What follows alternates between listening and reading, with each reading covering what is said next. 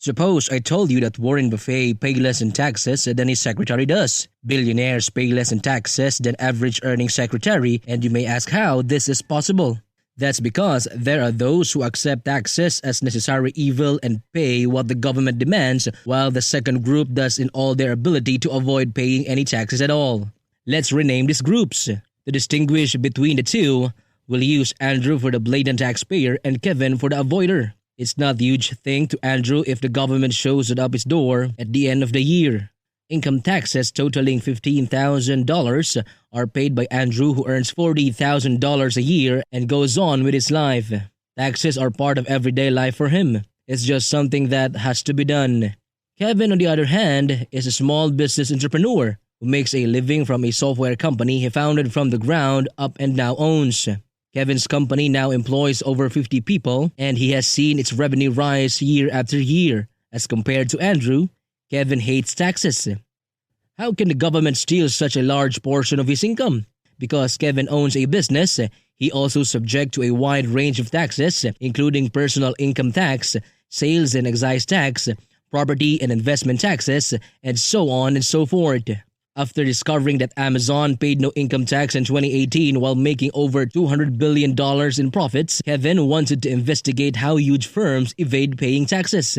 Having decided that he did not want to lose a significant portion of his revenues to taxes, Kevin researched strategies to lower the amount of corporate tax in his company pays, as well as Kevin's own personal tax bill. As he was searching for tax avoidance methods, Kevin stumbled upon these.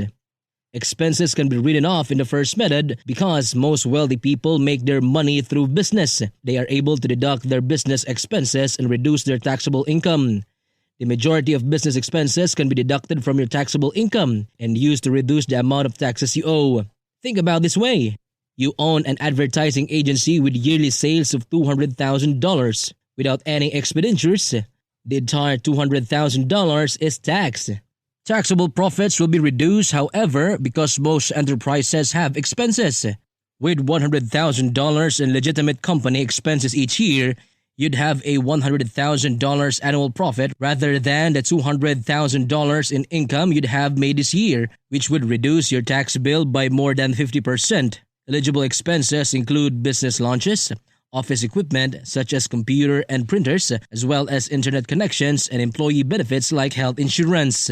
In addition, if you decide to travel to an advertising conference, you may deduct that off as well as any other business-related expenses. If you're a business owner, you can take advantage of a tax-cutting strategy that is only available to you if you have a business of your own. Reducing income is the second approach.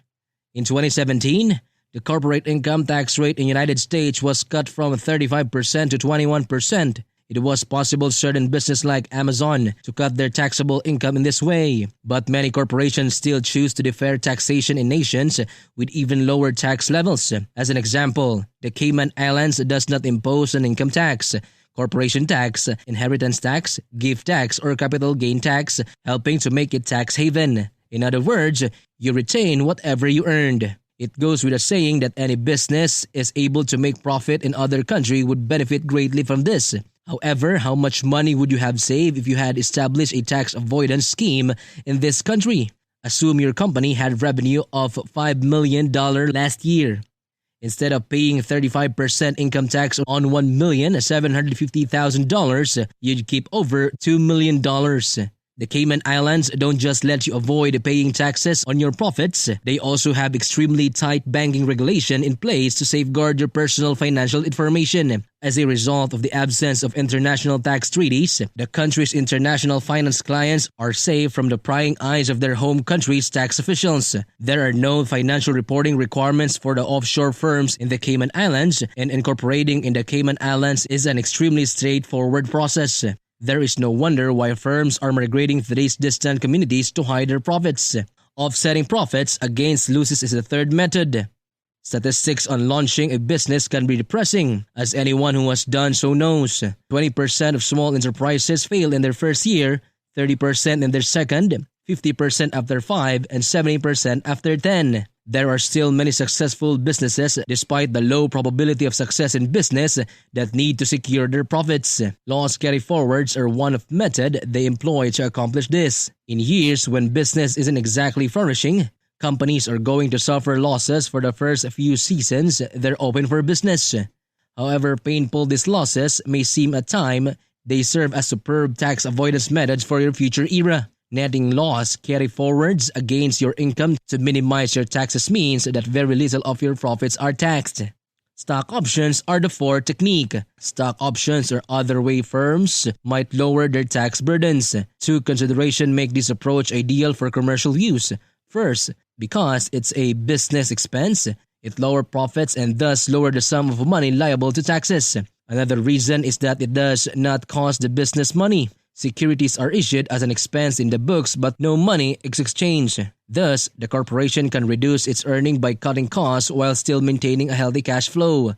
As a result, businesses that employ this method reap the benefits of motivating their investors to rate their stock price even higher.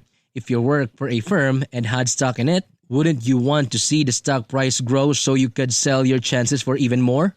In light of these four tax tactics, Kevin feels increasingly optimistic that he can decrease or remove his corporate tax burden, but he realized that he must take some revenue from his business to survive and needs that revenue to be taxed as little as possible. So he looks for ways to cut his tax bill. Using tax rules specific to a region is technique number 5. Kevin has been operating in the center of Silicon Valley for the past 2 decades. His tolerance for living in state with the nation's highest income tax rate has now run out. For the top earners statewide, the state income tax is 13.3%, which means that Kevin is paying a considerable portion of his earnings to the government. If you can't escape paying federal taxes, Kevin questions if there's anything you can do about other taxes that eating into your personal fortune.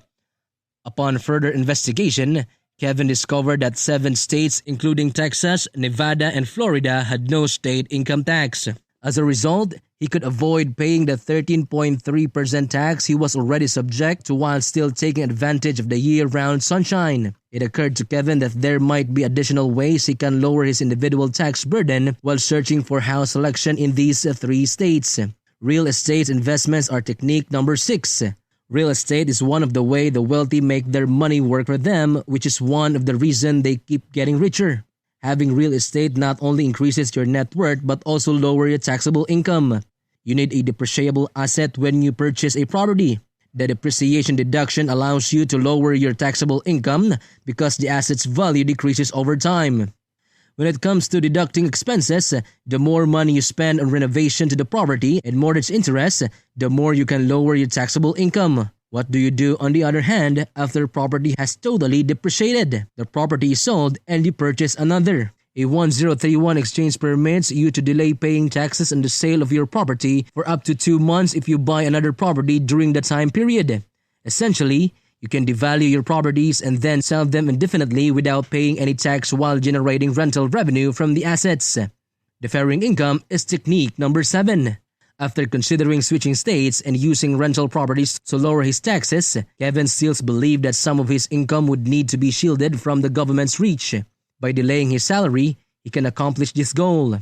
There are numbers of tax deferral options available to individuals, including an individual retirement account. A retirement account is likely to be used by employees to save money and make it grow through time. As a result, they are a great tax avoidance tactic. Taxes are due on job income unless it's deposited into an individual retirement account. You can exclude the cash you deposit to your IRA from your taxable income during the year you make the contribution. For high earners, it is particularly beneficial technique because it decreases the tax payment during their most profitable years. For example, if you make $500,000 annually and are in the highest tax rate, you may be paying up to 40% of your income taxes. The question is, what if you were able to reduce your tax burden from 40% to 20% alternatively? With an IRA, you can accomplish this goal. Your contributions to an IRA are tax deductible in the year you make them, but you only pay taxes when you withdraw the money, which is normally when you retire. Income deferral is a great way to save money on taxes in retirement because you'll likely be earning less than $500,000 when you retire, so you'll be taxed at a reduced rate on the money that you take out of your retirement account. There's just one thing left to figure out now that you've got all this tax avoidance knowledge under your belt. What kind of taxpayer are you going to be from now on? A Kevin or an Andrew? That was a lot of fun. Don't forget to like and subscribe to our channel. Have a good day until then, and I'll see you next time.